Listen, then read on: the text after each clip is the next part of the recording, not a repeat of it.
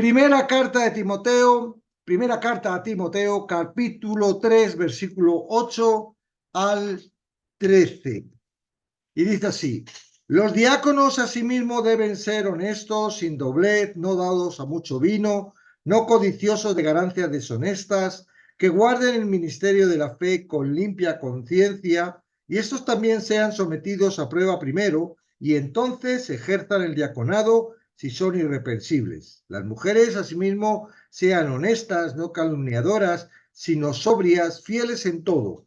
Los diáconos sean maridos de una sola mujer y que gobiernen bien sus hijos y sus casas, porque los que ejerzan bien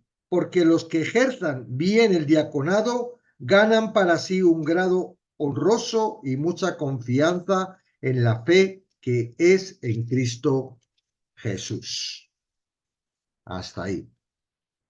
Dice, Pablo escribió primera de Timoteo unos 30 años después del nacimiento de la iglesia del día de Pentecostés. La iglesia había crecido y se había desarrollado hasta el punto de que había necesidad de diáconos oficiales. Ellos actuarían como modelos de integridad y servicio espiritual. Para asegurar que a los que se les daba esta responsabilidad fueran dignos, Pablo os da una relación de varios requisitos por los que se deben medir. Al igual que con los ancianos, estas características se relacionan con su carácter espiritual, no con su función. En realidad, no se dan detalles en la Escritura con relación a la tarea de los diáconos. Ellos debían llevar a cabo cualquier tarea que se les asignara por parte de los ancianos o que necesitara la congregación. En el capítulo 3, del versículo 8 al 13, Pablo relaciona estas características tanto para diáconos como para diaconisas. Luego termina mencionando la recompensa para los que sirvan fielmente. La palabra honestos se traduce semnos, que se puede traducir también como serio o majestuoso. Un diácono no debe ser una persona tonta y ligera, una que le da poco peso a sus asuntos serios. Aunque no es una persona fría y sin gozo, un diácono comprende la seriedad de la vida. Después de este rasgo positivo, viene 3 negativos. Un diácono debe ser sin doblez. Se puede interpretar como una prohibición contra el decir una cosa a una persona y algo diferente a otra. El hablar de un diácono no debe ser hipócrita, sino que debe caracterizarse por la integridad, la constancia y la sinceridad. Una segunda prohibición indica que los diáconos no deben ser dados al vino. Los diáconos no deben ser codiciosos de ganancias deshonestas, no deben usar su cargo como un medio para hacer dinero. Esta era una importante cualidad en la iglesia primitiva, ya que los diáconos habitualmente manejarían dinero como parte de sus responsabilidades.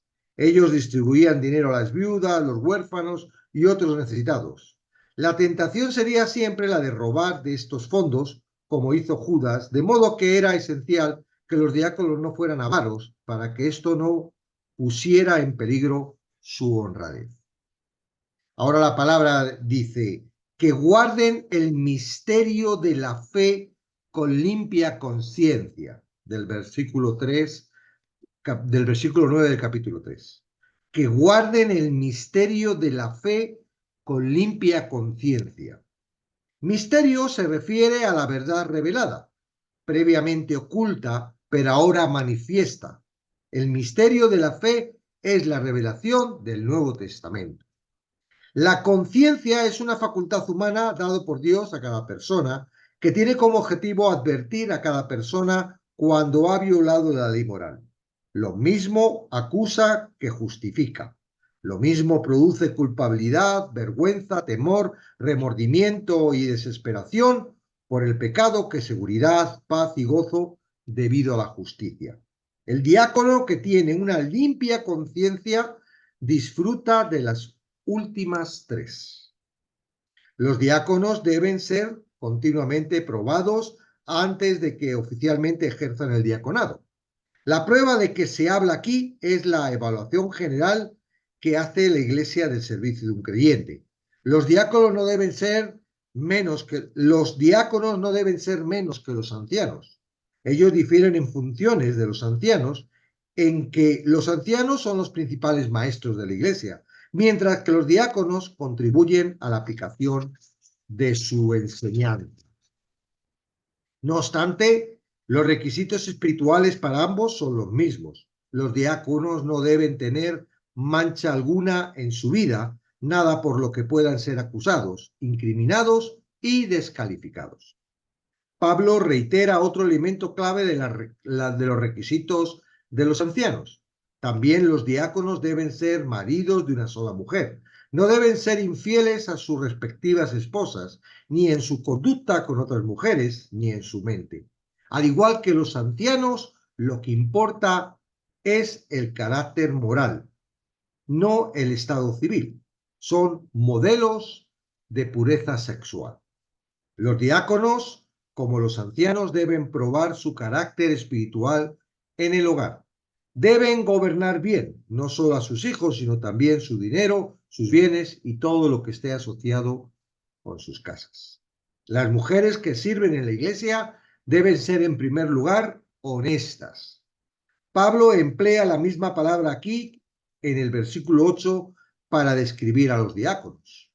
Las diaconisas, al igual que los diáconos, deben llevar una vida seria. Las personas deben estar ante ellos con sobrecogimiento debido a su devoción espiritual. No deben ser calumniadoras.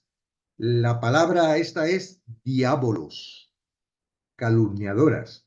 Se emplea a menudo para escribir a Satanás y se traduce diablo. Las diaconisas deben controlar su lengua. Al igual que los ancianos y los diáconos, las mujeres deben ser sobrias, no deben ser bebedoras, sino sobrias en el juicio. Por último, deben ser fieles en todo, deben ser absolutamente fieles. Esta característica pudiera incluir la idea de no ser codiciosas de ganancias deshonestas. Al igual que los diáconos, las diaconisas tendrían oportunidad de manejar dinero en la relación de sus deberes. Las mujeres que no fueran fieles en cada dimensión de responsabilidad no serían dignas de confianza para un servicio privilegiado como este. Dos recompensas aguardan a hombres y mujeres que ejerzan bien el diaconado. En primer lugar, ganan para sí un grado honroso. Los diáconos fieles recibirán respeto y honra de aquellos a quien sirven. En segundo lugar, ganarán mucha confianza en la fe que es en Cristo Jesús. La fe que es en Cristo Jesús se refiere a la esfera de la verdad cristiana, la familia de los creyentes. El servicio exitoso engendra confianza y seguridad entre el pueblo a quien se sirve. Los que sirven a Dios bien y ven su poder y gracia obrando en su vida, tendrán de nuevo para servicio aún mayores. Bueno, básicamente Pablo está regulando a Timoteo, que es el que se ha encargado de la iglesia de Efeso. No debía ser una iglesia pequeña, ¿verdad? Ya llevaba tiempo constituida. Los líderes, a ver, comentarios.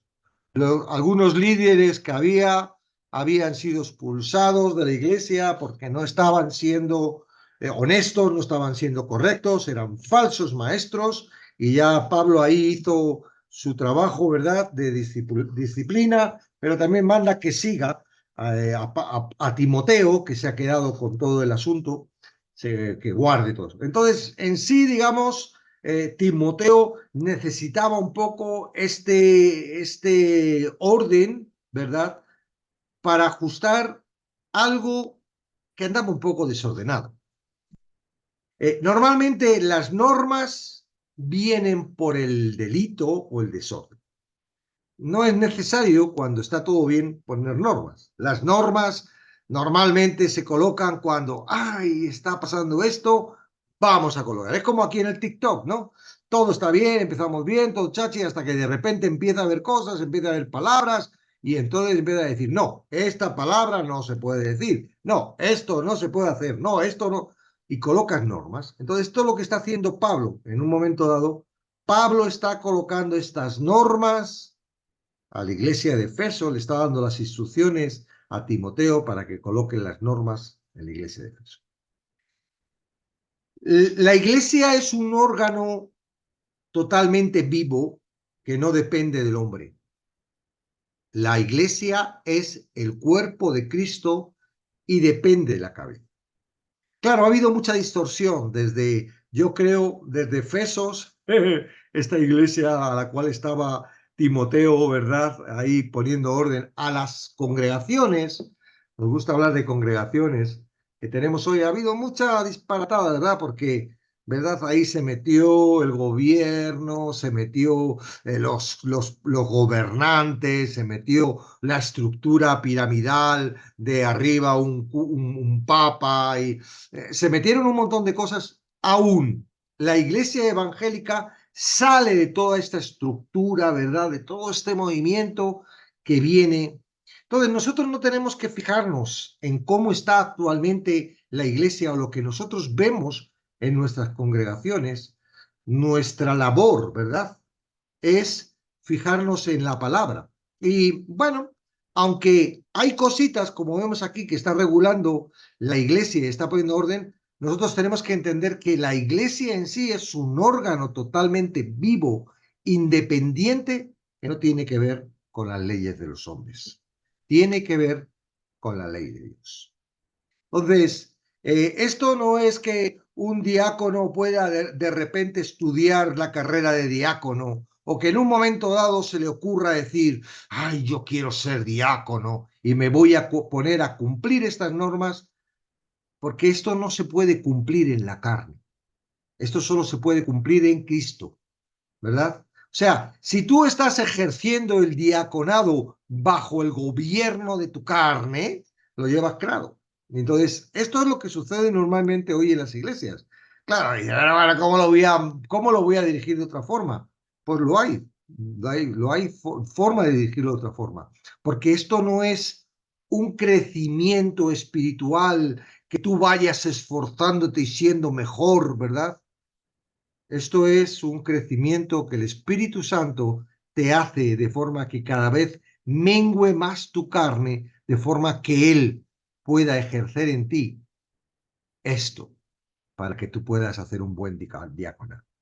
Cuando vemos la línea en la que Pablo está marcando lo que es un diácono, o en este caso diácono, o un obispo, o un pastor, vemos como que hay una rigidez clara y definida, como diciendo, si no lo cumples, te voy a quitar. En realidad no es así. En realidad es que esto es el grado de responsabilidad, el grado de funcionalidad de una persona con el Espíritu Santo ejerciendo el trabajo que Cristo está haciendo sobre esa persona.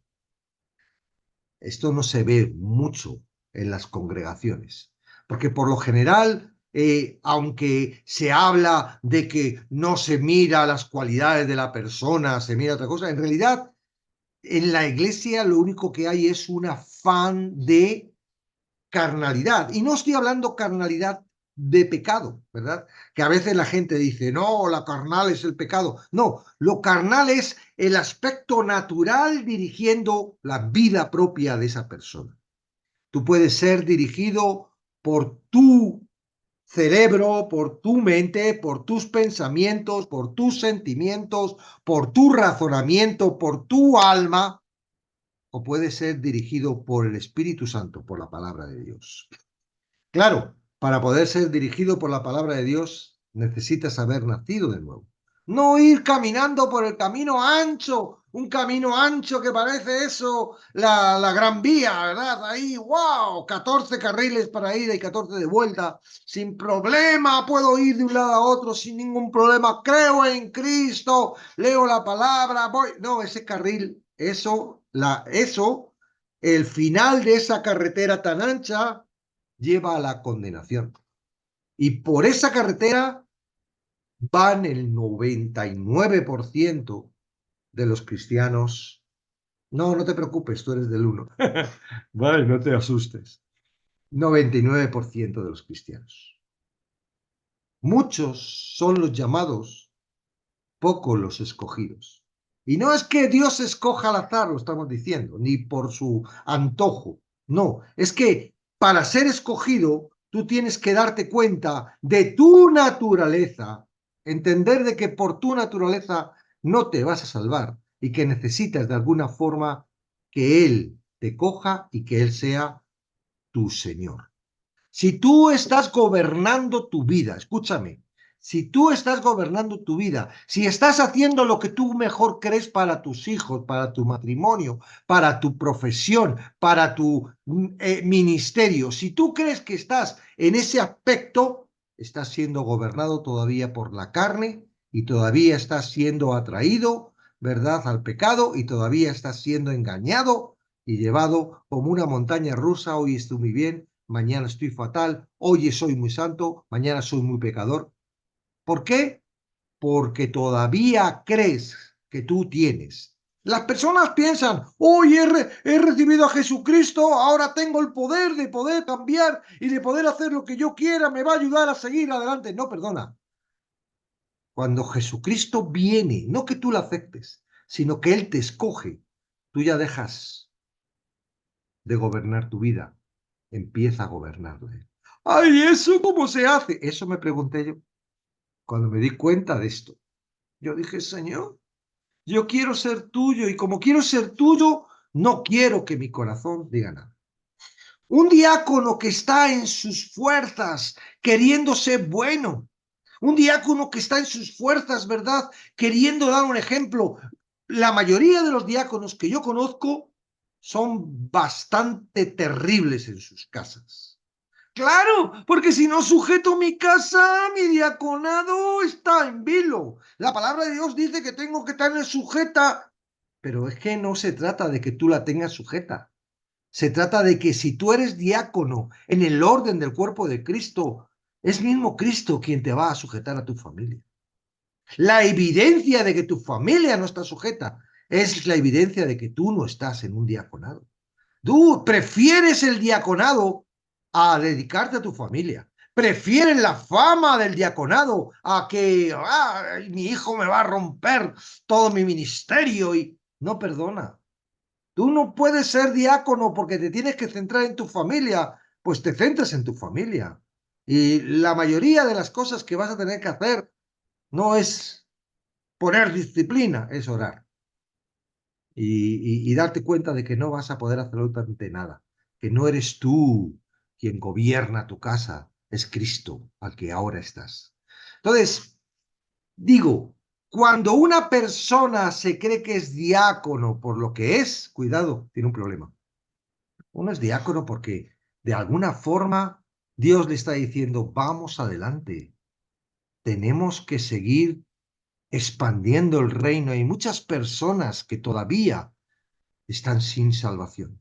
El diácono no es para sujetar, es como el que la mayoría de los diáconos lo que hacen es estar sirviendo a los que vienen a la iglesia. Y todo entre eso está muy bien y está todo muy bonito. Pero ¿y lo de fuera? ¿Qué iglesia? ¿Una asociación? Que nos lo pasamos muy guay y que de alguna forma estamos intentando a ver si crece para que crezca. ¿Qué? No perdona. Somos iglesia, tanto en esos locales como en nuestra propia casa, como en nuestro propio trabajo, como en cualquier parte donde estamos 24 horas al día, 7 días a la semana, somos parte de la iglesia. Entonces, digo, no estoy aquí poniéndome serio para que tú te pongas a hacer cosas, no se trata de hacer, se trata de darte cuenta en dónde estás y lo que el enemigo, que la mayoría de las veces, si no puedo decir todas, bueno, utiliza nuestro sistema natural, te está engañando. Te está creyendo que tú eres muy espiritual cuando la palabra está diciendo bienaventurados los pobres en espíritu. Te está creyendo que tu reconocimiento en tu ministerio por lo que te esfuerzas cuando en realidad lo que está haciendo es que cuando estés más arriba te vas a pegar un batacazo que te vas a llevar a tu familia. Si no finaliza en 5 minutos.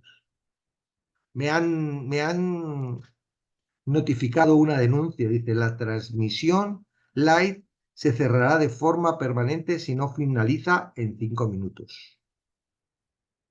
No sé por qué.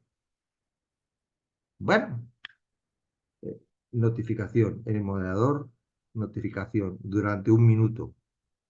Ah, bueno, no sé si se cerrará. Si se cierra, vuelvo a empezar y si no, pues nos vemos en el Zoom otro día. No tengo problema. O sea, bueno, quieren cortarme lo que estoy diciendo, pues que me lo corten.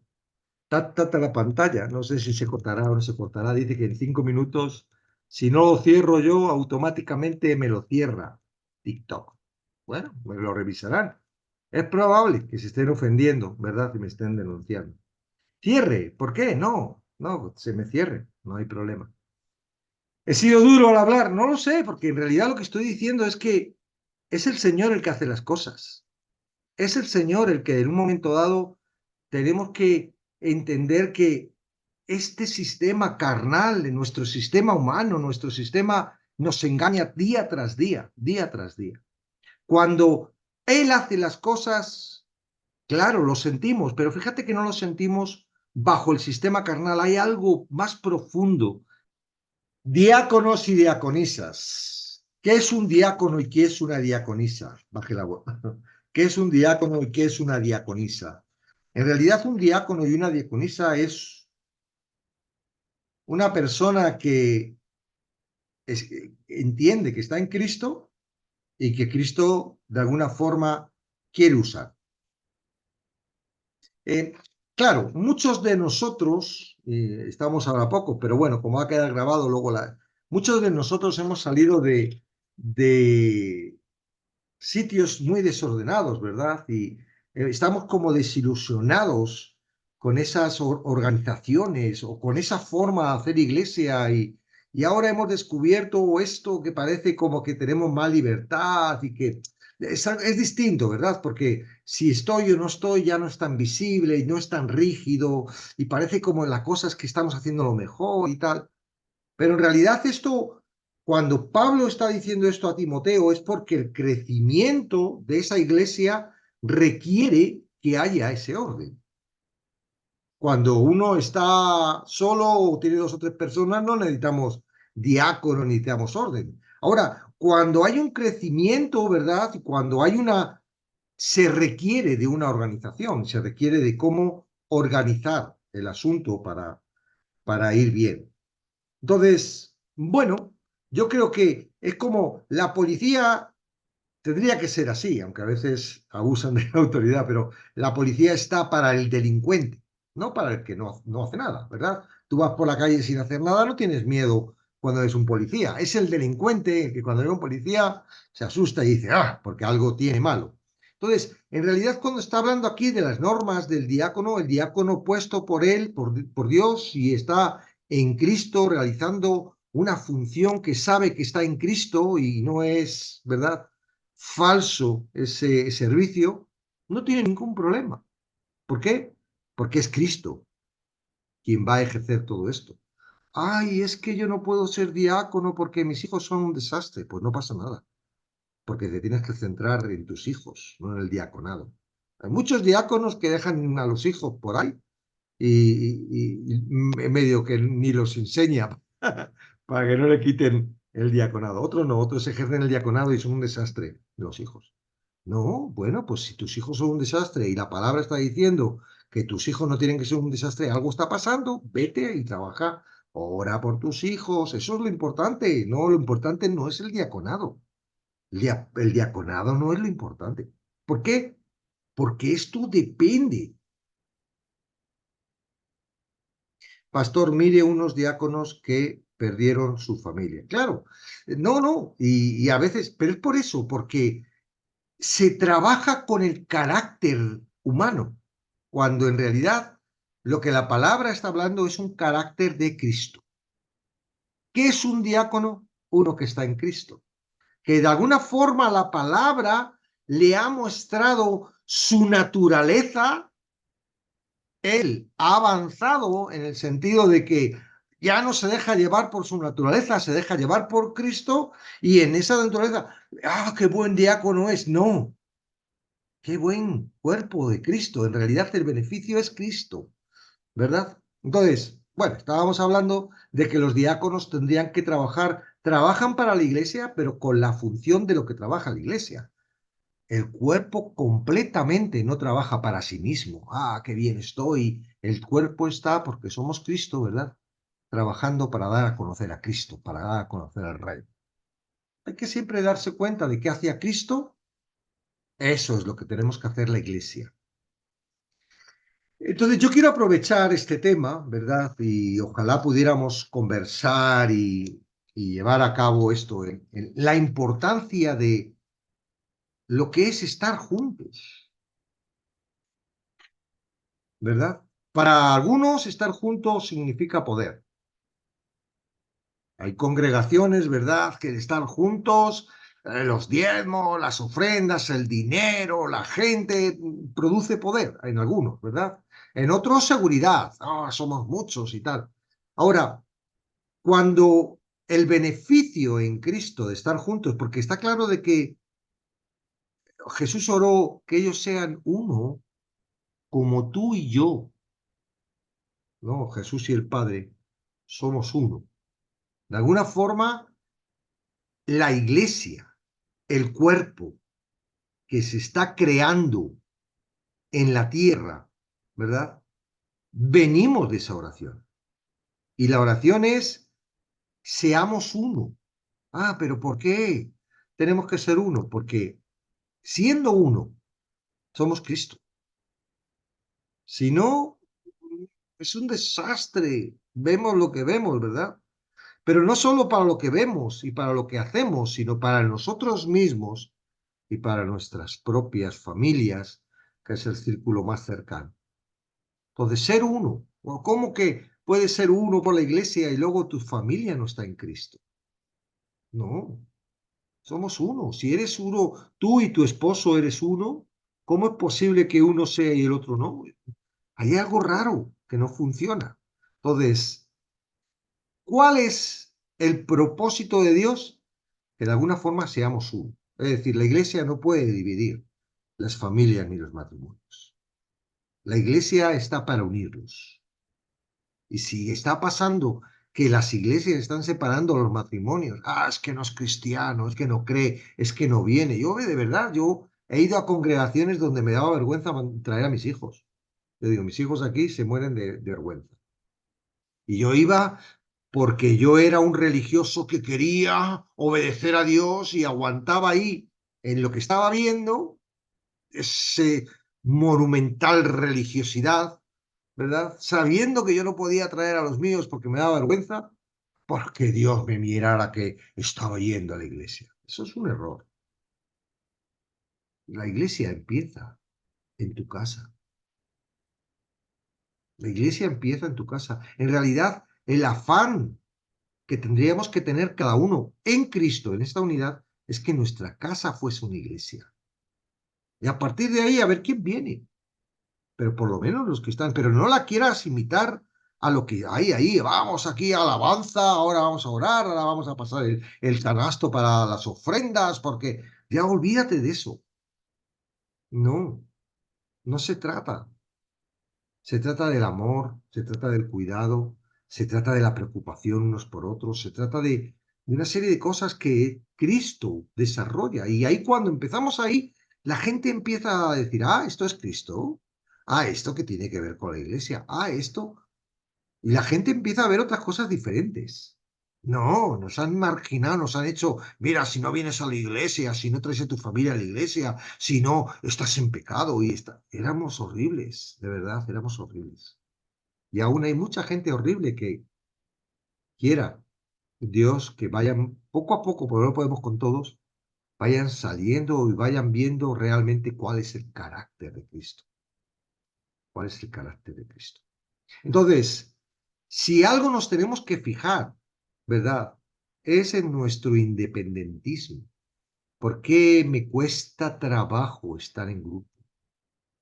¿Por qué me cuesta trabajo relacionarme? ¿Por qué me cuesta? Porque tu carne no quiere. Entonces, de alguna forma, el beneficio está en el grupo.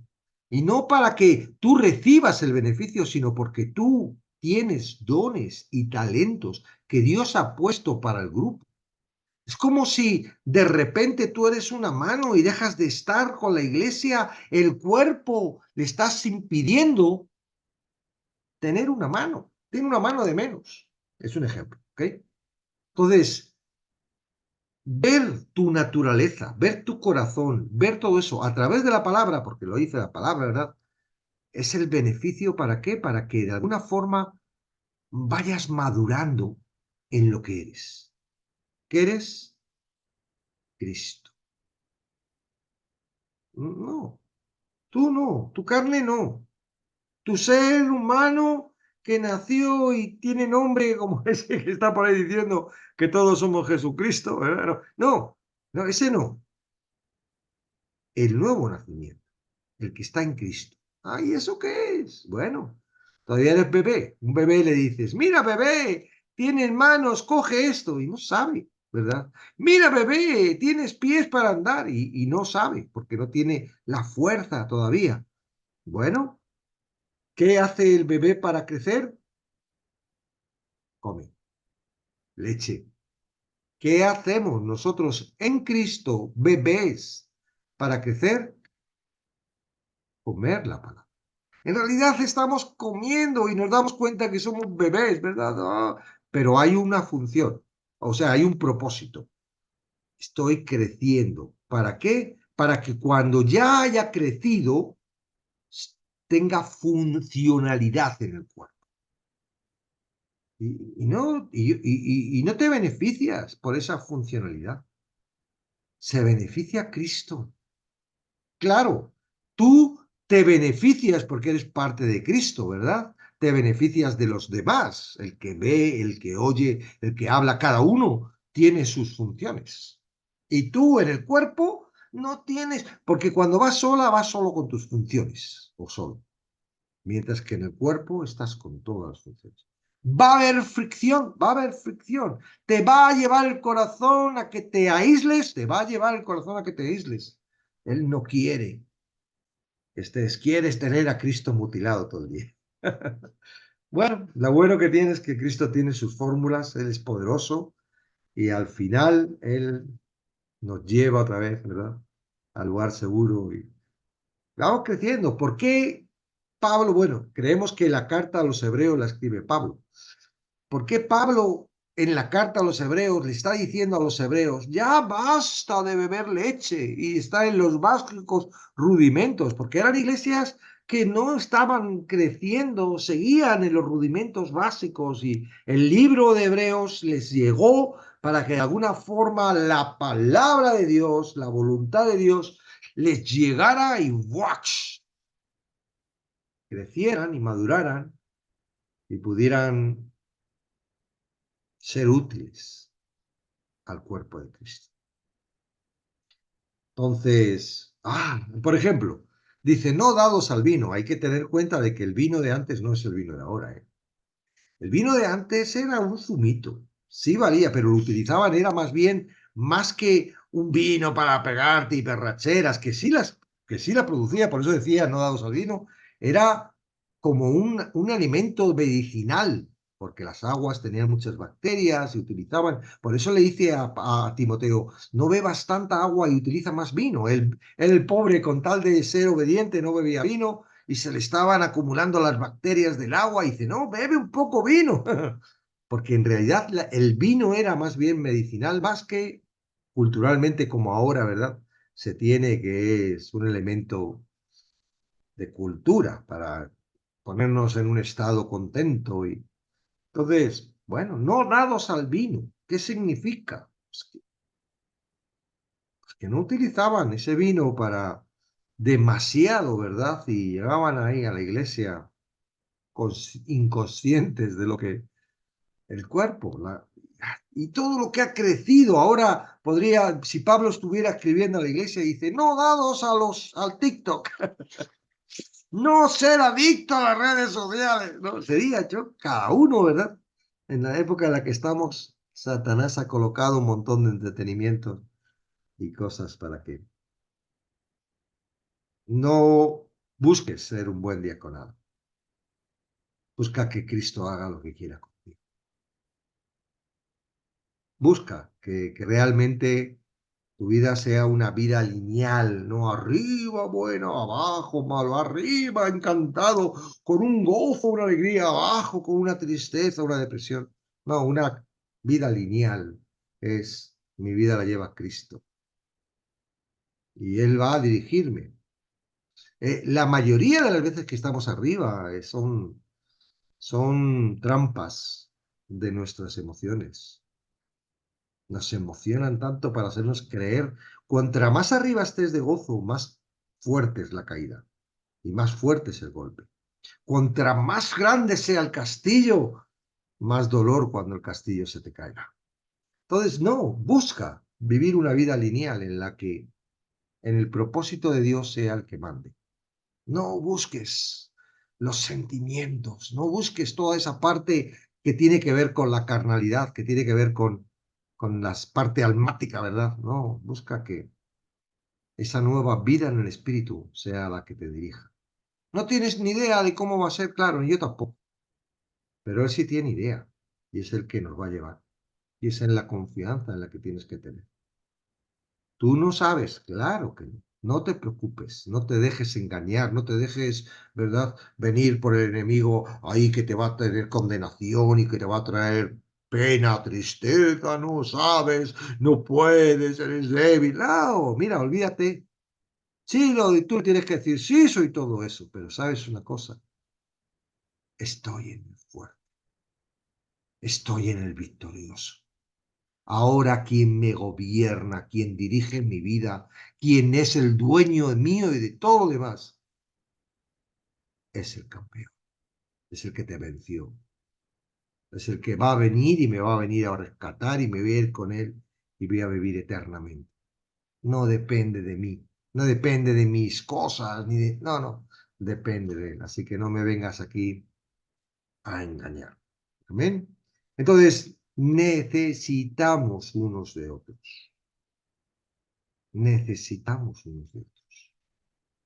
Ah, sí, para aprender. No, mira, yo me estoy dando cuenta, por ejemplo, aquí en el ministerio, que los que llevamos más tiempo son los que ahora están teniendo un desgaste y es como que hay algo que queríamos, ¿verdad? De esto, es ver la palabra, ver, y ahora nos estamos dando cuenta de que no se trata de ver la palabra, que lo que se trata es de estar seguros en la palabra. ¿Para qué? Para que la palabra empiece a ejercer su función y de alguna forma haga en nosotros lo que nosotros no podemos hacer. Nos frustramos, ¿verdad? Porque no sabemos cómo evangelizar, nos frustramos porque no sabemos cómo orar, nos frustramos porque nuestra familia parece como que va en el caos, nos frustramos porque no tenemos tiempo para nada. Y claro, y eso es lo que quiere la palabra, y eso es lo que quiere Dios. Ahora, lo que tenemos que tener es la claridad de que, bueno, si yo no puedo hacer algo que dice la palabra que tengo que hacer, orar. Si yo oro, Él lo va a hacer y yo lo estoy haciendo con Él. Ahora, cuando tú te frustras y no oras y no te pones en la comunión y no te pones en la confianza con Él, lo que haces es perder el tiempo, y luego de vez en cuando surge que te das cuenta, ¡anda lo que ha hecho Dios! Y en vez de haber estado disfrutando de lo que estaba haciendo Dios, el trabajo que estaba llevando Dios, llevando con Él su yugo, ¿verdad? Que es ligera la carga, no te encuentras y el corazón va y te quiere otra vez arruinar en el sentido que te trae una emoción exagerada y otra vez otra posición y ahora sí que lo voy a poder y cuando le da la gana al corazón otra vez, ¡pum!, te vuelve a dar otro batacazo y otra vez vuelves a estar abajo. Es Él quien va a hacer todas las cosas. Yo estoy muy emocionado porque cuando más difícil, cuando menos se ven las cosas, cuando peor parece que estamos haciendo las cosas, es cuando Él empieza a hacerlas. Claro, nos tiene que mostrar de que no somos nosotros quienes hacemos las cosas. Aquí las cosas las hace Él. Es como la salvación. Si tú piensas que puedes hacer algo para salvarte, lo llevas chungo. Todo lo hizo Él. Él vino, se hizo hombre, Él pasó 33 años con las tentaciones, que dice la palabra que tuvo todo tipo de tentaciones, con el rechazo, con todo esto por el mundo, con frío, con hambre, con sueño, con todo lo que pasó, ¿verdad? Y él solo fue a la cruz y murió y entregó su vida, ¿verdad? Era su misión y lo hizo. Él lo hizo todo. ¿Para qué? Para que ahora tú puedas ser salvo. ¿Qué puedo hacer yo para ser salvo? Mira, no pienses que vas a hacer nada. Ya lo ha hecho todo él. Si piensas que vas a hacer algo, le estás estorbando, le estás rechazando. Te está viniendo diciendo, yo lo he hecho todo, y está diciendo, espera, tengo que hacer yo algo, ¿no? Y él dice, no, mira, esta puerta es muy estrecha, no puedes entrar con tu orgullo, no puedes entrar con tu vanagloria, no puedes entrar con tu tesón, con tu superioridad. Mira, esta puerta es muy estrecha, tienes que venir, pasar dándote cuenta de que tú quién eres, dándote cuenta, porque si no, vas a creer que eres tú el que has entrado en vez de que yo te he metido. Los que estamos en Cristo somos seres muy agradecidos. ¿Por qué? Porque nos hemos dado cuenta de que nada hemos hecho. No nos lo merecemos y nada hemos hecho para alcanzar lo que Dios nos ha dado. Amén. Eso es. Muchos los llamados, pocos los escogidos. ¡Wow! ¡Qué privilegio! Soy de los escogidos. ¿Por qué? Si yo. Bueno, ahora vamos dándonos cuenta por la palabra y porque nos va revelando y porque de alguna forma Dios nos está poniendo, ¿verdad? Como parte del funcionamiento del cuerpo de Cristo para animar a otros a que se pongan en esa posición y puedan ser rescatados. Y que igual que nosotros hemos sido escogidos, vosotros también podáis ser escogidos. Algunos ya lo sois, pero todavía está ahí el enemigo y vuestra carne y las congregaciones que hay por ahí terriblemente confusas, ¿verdad? Están ahí poniendo temor, algo que tendría que ser al contrario. La iglesia tiene que poner confianza. La iglesia tiene que traer seguridad porque es Cristo y Cristo es paz. ¿Verdad? Amor, gozo, paciencia, eso es Cristo. O sea, la iglesia tendría que ser ese don del Espíritu. No temor, ay, vas a perder la salvación, ay, no, que estás en condenación, ay, no, que si no vienes, no sé qué. No, de verdad. Entonces, bueno, en la medida en la que Dios nos quiera poner y usar, aquí estamos. Yo, el servidor que estoy presente y un equipo detrás de este ministerio, aunque ahora somos poquitos y muchos ya somos muy conocidos aquí, pero así es como funciona esto. Amén. Bueno, voy a cortar esto, luego editaré todo el caos que ha habido. Parece como que ya no me están diciendo